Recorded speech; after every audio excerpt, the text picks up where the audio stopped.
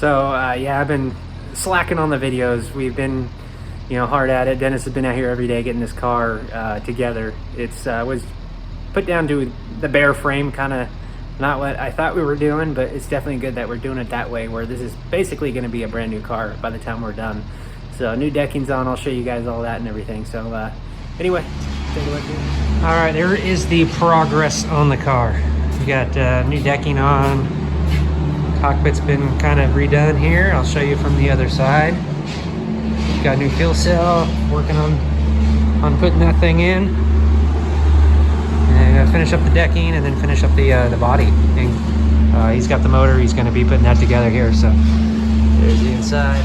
All right, here is the short little videos I put together of the progress we did on the car.